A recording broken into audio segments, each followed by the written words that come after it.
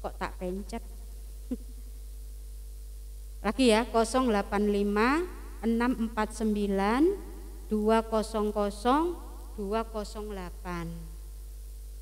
Mbak Vina, nggih. Jadi Mbak Vina staf kami Bu di dinas. Ya, Mbak Vina ini biasanya sangat membantu saya untuk komunikasi tentang dinas, koperasi, usaha mikro dan perdagangan.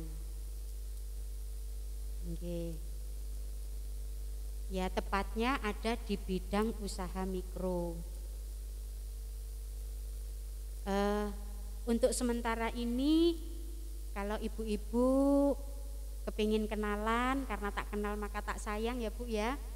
Nggih, sementara kita masih berkenalan via telepon atau via WA. Kami masih belum bisa menerima tamu di kantor karena ada sesuatu hal, jadi kita telepon-teleponan aja dulu nggih, ngaten ya Bu Ida. Kalau ketemuan di luar nggak apa-apa. Ayo di mana? Di warung rujak endi ngono, enak kayaknya ya. Lebih mantap gitu, sambil minum temulawak kayak gitu Ida.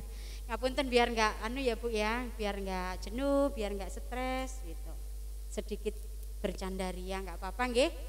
Ya, kurang lebih itu materi yang saya sampaikan. Nggih, saya kembalikan dulu ke moderator nggih, biar Ibu Ida yang mengatur jalannya diskusi. Sementara itu dulu, kalau ada kurangnya saya mohon maaf nggih. Terima kasih. Ibu-ibu, kami buka pertanyaan hanya 3 nggih. 1, 2,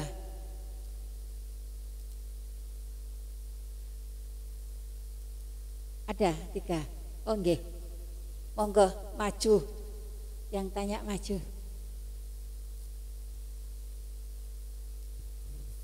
Mohon maaf langsung nggih. Yang tertera tadi apa memang sudah benar-benar punya label halal, yang saya tanyakan gitu nggih. Yang sudah produk-produk yang makanan yang sudah tertera di layar tadi semuanya sudah berlabel halal nggih? Belum. Nggih, karena kami tadi melihat di dalamnya ada bekecot, keripik bekecot gitu. Yang kami tanyakan apa memang semuanya sudah berlabel halal gitu saja. Nggih. Terima kasih. Jadi begini Ibu-ibu, seperti yang saya sampaikan tadi, untuk produk hasil olahan makanan ibu-ibu itu izin edarnya banyak. Nah, untuk izin edar PIRT itu yang saya sebutkan tadi di paparan tadi, makanan yang produknya kedaluarsanya lebih dari 7 hari dapat PIRT, tapi belum dapat sertifikat halal Bu. Nah, jadi izin yang pertama adalah PIRT, atau kalau makanannya itu frozen maka izin edarnya adalah BPOM yang mengeluarkan. Nah, nanti setelah Ibu punya PIRT, yang pertama PIRT ya Bu ya. Nah, yang kedua Ibu ngurusi halal, izin edar berikutnya adalah halal. Artinya lebih meningkat lagi. Karena apa? Karena produk usaha makanan Ibu ternyata di sana tidak mengandung bahan-bahan yang diharamkan oleh MUI. Nah, yang mengeluarkan produk halal itu nanti kerjasama antara BPOM dengan MUI, gitu Bu. Nah, itu nanti prosesnya panjang lagi karena harus ada rekomendasi dari MUI. Sebetulnya paparan saya ada sih, runutannya kalau mau ngurusin ada. Tapi karena ngapunten saya dapat undangannya sebetulnya sampai jam 9.30, ya saya persingkat ini aja gitu, nggak nutut. Nah, sehingga ada tahapannya ya Bu, PIRT dulu atau BPOM, setelah itu Ibu ngurusi halalnya. Setelah halalnya Ibu ngurusi mereknya. Kalau mau bareng-bareng ngurusi, monggo bisa.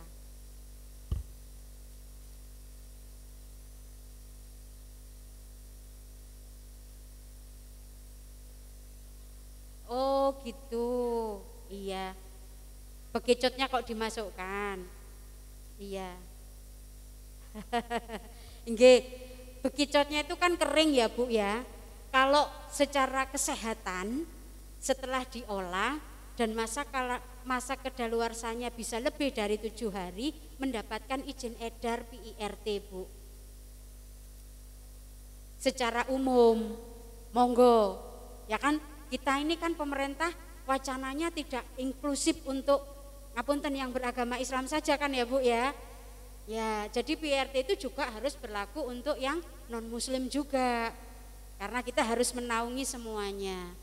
Ya, monggo sekarang keyakinannya kalau bekicot dirasa itu halal dan mau diproduksi monggo. Nah, untuk izin yang pertamanya izin edar PIRT. Nah, izin edar yang kedua supaya itu aman dikonsumsi oleh warga muslim yang beragama Islam, maka produk itu dimintakan izin edar dari MUI berupa sertifikat halal. Nah, ini ibu-ibu, kadang-kadang ibu-ibu tiba-tiba mencantumkan karena makanan saya ini berdasarkan agamaku halal untuk dimakan, moro-moro ditempeli stiker halal. Jangan ya Bu ya, itu ada sanksi hukumnya. Jadi membubuhkan di dalam label itu ada sanksi hukumnya. Tatkala ditanya tidak ada bukti sertifikatnya, maka ibu akan terkena sanksi hukum, sanksi pidana, sanksi denda. Jadi hati-hati ya Bu ya. Oke, seperti itu. Tapi ini pertanyaan yang bagus sekali sehingga bisa betul-betul membuat kita menjadi lebih paham ya Bu ya. Jadi pemerintah, garis bawahnya, pemerintah mengakomodasi semua produk yang dihasilkan oleh berbagai keyakinan. Gitu nggih Bu nggih? Ya, makasih. Selanjutnya. Assalamualaikum warahmatullahi wabarakatuh. Waalaikumsalam warahmatullahi. Ibu, kami akan tanya yang pertama, untuk mencari label legalitas atau izin itu apa ada batas-batasan? Maksud saya modalnya itu apa harus berapa juta boleh izin itu? Terus yang nomor 2, saya akan tanya kepanjangannya BPOM itu apa? Sudah. Assalamualaikum warahmatullahi wabarakatuh. Terima kasih. Terima kasih Ibu. Jadi sebetulnya tadi sudah saya sampaikan, untuk usaha mikro yang memiliki resiko rendah, ya usaha mikro itu memiliki resiko rendah, izinnya NIB. Batasannya untuk undang-undang yang kemarin itu adalah modalnya 50 juta tanpa menghitung bangunan dan tanah. Ya Bu ya. Tapi kalau mengikuti undang-undang yang baru turunan dari Undang-Undang Cipta Kerja itu untuk usaha mikro modalnya bisa sampai 1 miliar. Itu.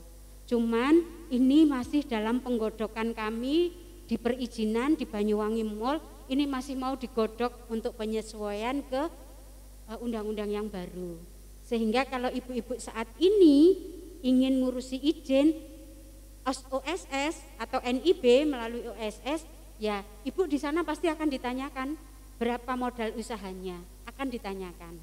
Kalau ibu-ibu yang saat ini usahanya masih 50 juta ke bawah, ibu pakai NIB yang skala rendah yang seperti saya paparkan di sana tadi. Persyaratannya akhirnya ya Bu, persyaratannya cukup KK, NIK, nomor HP gitu. Cuman itu aja. Bagus. Kemudian yang kedua kepanjangan BPOM, Balai Penanganan Obat dan Makanan. Oke. Saya kira itu.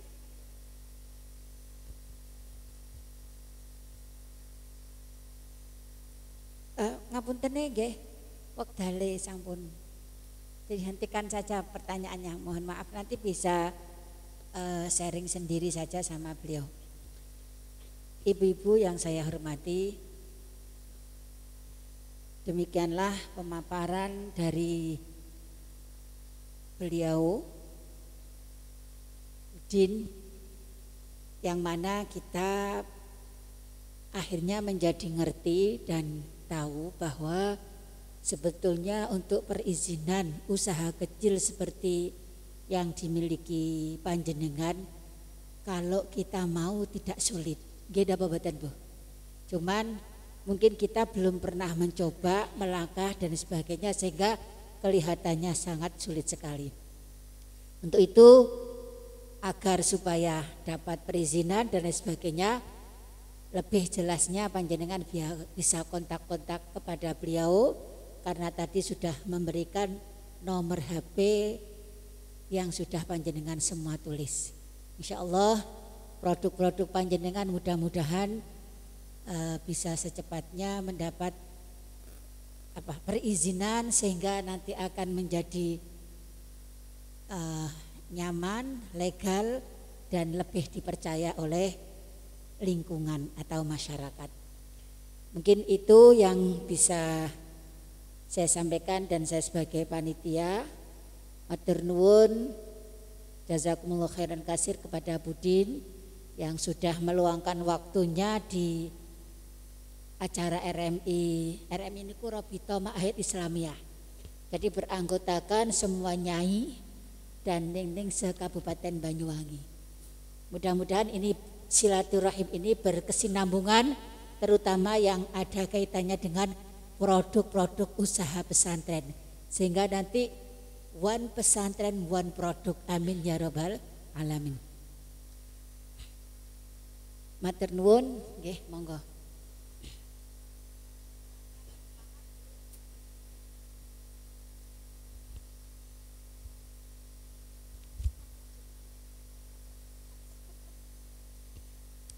Ibu-ibu, alhamdulillah di tengah-tengah kita sudah hadir yang mulai kemarin mungkin kita tunggu-tunggu kerawuhanipun Ibu Nyai Hajah Makmulah Harun, yang mana terselenggaranya acara ini di antara peran besar dari beliau Ibu Nyai Makmulah, karena insya Allah dana yang kita nikmati selama 2 hari ini adalah dari beliau melalui Partai Kebangkitan Bangsa.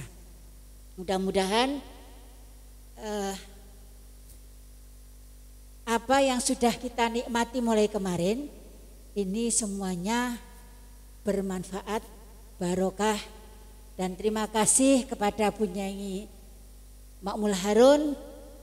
Mudah-mudahan beliau selalu diberi sehat walafiat, tetap memperjuangkan dan peduli, bahkan memperhatikan warga Nahdlatul Ulama, organisasi-organisasi yang ada di bawah naungan Nahdlatul Ulama, dan sehingga apa yang menjadi harapan kita semua untuk beliau ini, kita hanya bisa membalas jazakumullah khairan kasir. Mudah-mudahan menjadi khairun nas anfa'uhum linnas, amin ya rabbal alamin. Monggo kita Fatihah untuk Bu Nyai Makmulah sebagai ucapan terima kasih, hanya itu yang bisa kita sampaikan. Mudah-mudahan diberi sehat walafiat, selalu dapat ridho dari Allah Subhanahu wa taala. Allahumma sajjidatina fi berkati Sri Al-Fatihah.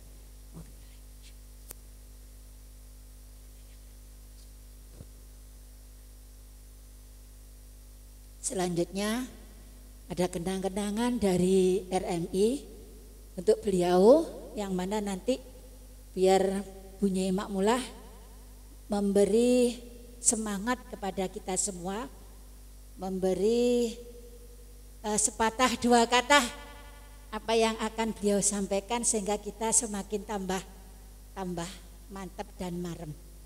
Oke. Amin ya rabbal alamin. Dawuh dulu saja nggih. Nanti kenang-kenangannya di akhir.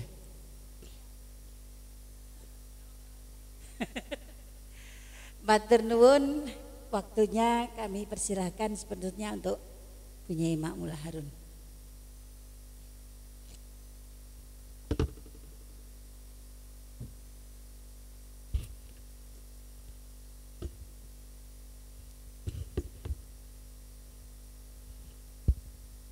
Nun sewu Bu Nyai matur sekedhik mawon. Assalamualaikum warahmatullahi wabarakatuh. Bismillah, alhamdulillah, wassalatu wassalamu ala rasulillah wa ala alihi wa sahbihi wa mawalah, la hawla wa la quwata illa billah. Wa ba'du, para ibu nyai ingkang sanget kawula taati, ingkang kula mulyakaken, saderenge kula nyuwun izin badhe matur kanthi bahasa Indonesia kemawon nggih Bu.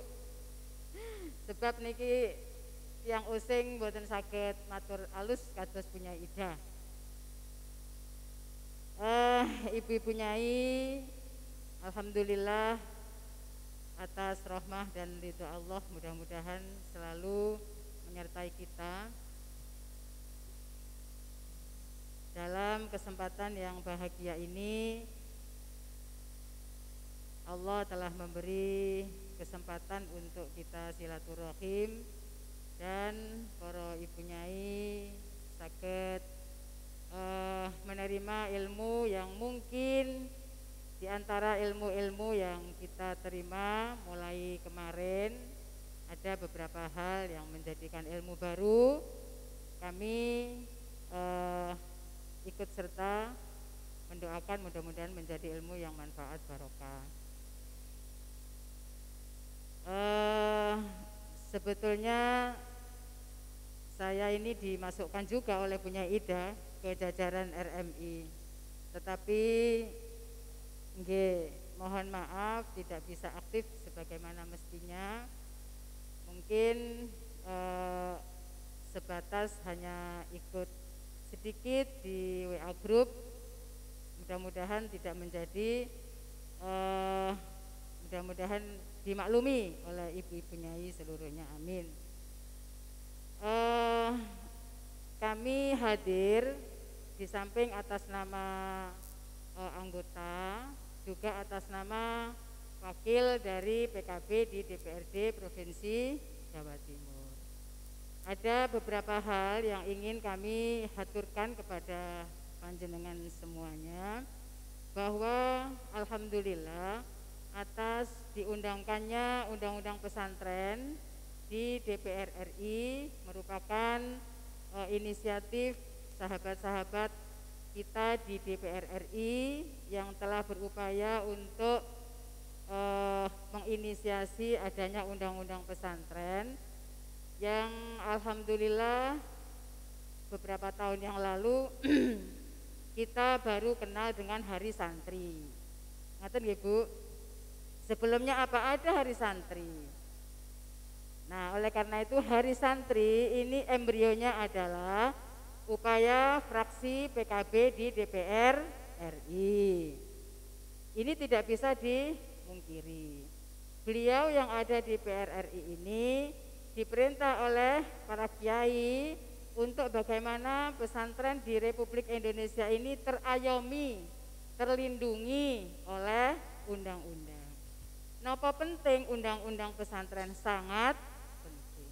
Dikhawatirkan ketika tidak ada undang-undang yang melindungi, maka saya tidak akan bicara bahwa pesantren akan tutup, tidak. Pesantren akan mundur, tidak. Cuman secara kenegaraan, secara kepemerintahan, eksistensinya dikhawatirkan tidak diakui legalitas formalnya oleh pemerintah. Jadi pentingnya undang-undang itu sebetulnya untuk melindungi keberadaan pesantren, bukan untuk kemudian misalnya kalau orang undang-undang pesantrenku yo urip gitu ya. Bukan di situ letaknya. Saya ingin menjelaskan persoalan ini karena terkadang ada yang sinis, nun sewu punyai balik PKB kok menyampaikan undang-undang pesantren. Memang itu amanah dari para kiai. Yang kedua, karena undang-undang sudah disahkan dan Hari Santri sudah tentukan oleh Presiden Republik Indonesia tanggal 22 Oktober dan kemudian fraksi-fraksi PKB yang ada di provinsi dan di kabupaten kota ini diwajibkan untuk mengikuti atau napa istilahnya nggih, follow up niku napa, menindaklanjuti dengan adanya peraturan daerah. Di tingkat DPRD Provinsi Jawa Timur, kami alhamdulillah sudah terbentuk panitia khusus untuk menyusun peraturan daerah tentang pengembangan pesantren. Ada apa di dalam draftnya rancangan peraturan daerah itu? Tentu mengikuti isi dari undang-undang. Salah satu yang kita perjuangkan adalah fungsi pesantren di Provinsi Jawa Timur ini agar berjalan sebagaimana mestinya. Satu, fungsi pendidikan, tidak perlu kami panjang lebarkan. Dua, fungsi dakwah. Tiga, fungsi pemberdayaan masyarakat. Tiga fungsi ini insya Allah semua pesantren ini sudah jalan. Tetapi masih belum banyak pesantren yang bisa sesuai dengan fungsi pesantren ini. Nah, pesantren yang masih belum mengikuti atau belum berfungsi sebagaimana mestinya ini adalah tanggung jawab Partai Kebangkitan Bangsa untuk bagaimana memfasilitasi pesantren-pesantren yang masih memerlukan uluran bantuan. Ini yang menjadi tanggung jawab amanah kami di DPRD Provinsi Jawa Timur. Nun sewu ibu-ibu, awal ketika saya dilantik dalam ditimbali Gus Munib bersama seluruh jajaran RMI. Tapi RMI, ini istilah RMI napa? Nek Gus Munib RMI napa? Mboten ngangge RMI mawon. Ditimbali jajaran RMI. Bu Maula kalau pengen panggil monggo Gus. Ketika ketemu saya dihadapkan satu catatan 2 lembar kula imut. Niki Bu Maula jenengan waos.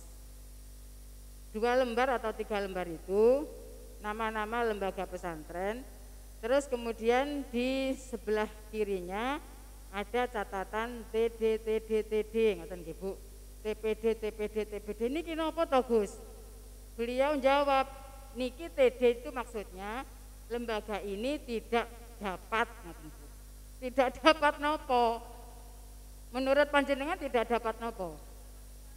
Nah, oh TD, kata TD. Terus TPD, niki bentene TPD kali TD, niki punya Ilina sakit anu nggih, tabayun datang ke sini. Tidak dapat, tidak pernah dapat. Oh nggih Gus, paham kula. Niki kula titip panjenengan. Sejak itu, nun sewu ibu-ibu, anggaran hibah saya untuk pesantren sebagian saya titipkan ke RMI. Ketika itu, sejak waktu itu bisa dicek. Jadi itu amanah kami di DPRD Provinsi Jawa Timur. Tetapi tidak kemudian saya menganggap bahwa tanpa adanya bantuan dari provinsi atau tanpa adanya bantuan dari pemerintah, kemudian tidak mungkin pesantren itu hidup, tidak. Kula yakin masih banyak sekali pesantren yang tanpa bantuan pemerintah bisa hidup. Nggih napa mboten Bu? Masih banyak sekali, alhamdulillah. Jadi saya mohon izin, mohon maklum, saya sampaikan hal ini bukan arti kesana, enggak, tetapi minimal keterwakilan kami, bukan saya saja, semua utusan-utusan PKB yang ada di DPRD, baik kabupaten kota maupun provinsi dan RI, ini insya Allah ada amanah khusus dari Nahdlatul Ulama, dititipi pesantren, ngoten intinya. Nah, saya menyampaikan hal ini melalui RMI. Peruntukannya nggih napa terus RMI? Mungkin untuk bangun pesantrennya, mungkin untuk bangun madrasah yang ada di dalam pesantrennya, mungkin membangun asrama pesantrennya, mungkin membangun masjid yang ada di dalam pesantren. Itu semua nopo terus RMI. Nah, dengan RMI Putri, ibu-ibu Nyai mungkin ada pertanyaan, loh, itu kan RMI tok. Lah untuk RMI Putri napa? Lah ketika itu saya matur Bu Nyai Ida, monggo sampun Bu Nyai ngersakaken napa. Akhirnya pelatihan ini. Saya berharap dan mudah-mudahan Allah nakdir tahun-tahun yang akan datang, karena bantuan seperti ini harus elet 1 tahun Bu Nyai. Mudah-mudahan tahun 2023 kami masih ada kesempatan untuk mengajukan lagi untuk RMI yang Putri. Monggo pelatihan apa bisa kita pikirkan bersama. Kalau dirasa masih perlu ditambah,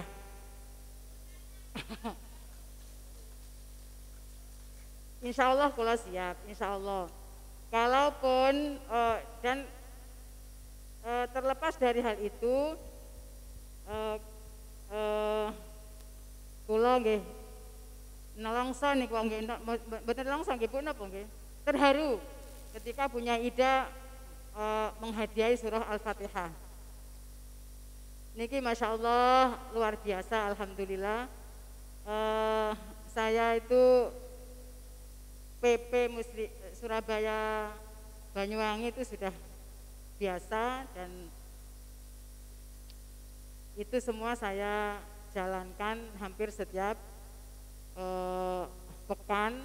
Jadi tanpa doa ibu-ibu muslimat NU yang begitu ikhlas, insya Allah tidak akan kuat lahir batin.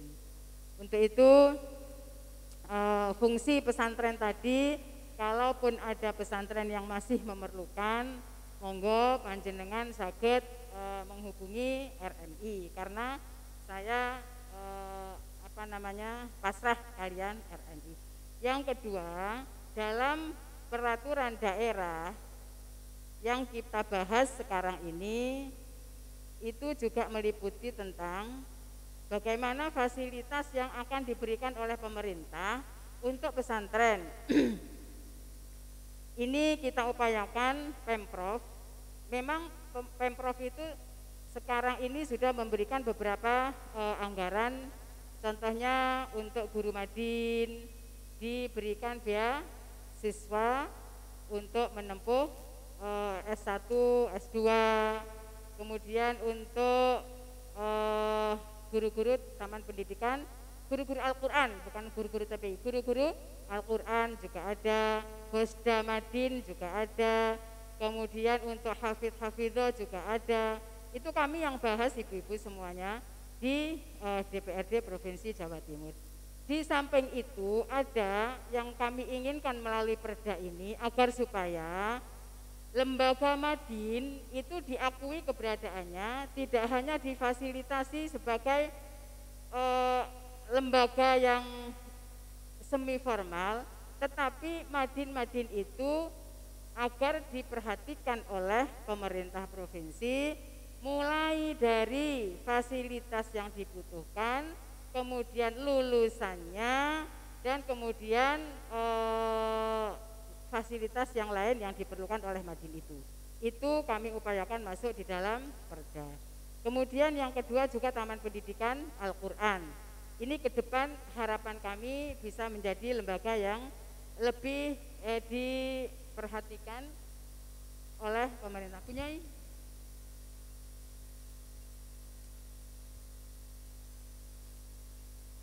Juga majelis-majelis taklim yang begitu banyaknya jumlahnya di Provinsi Jawa Timur, itu juga nanti akan bisa terakomodir ketika perda ini bisa disahkan.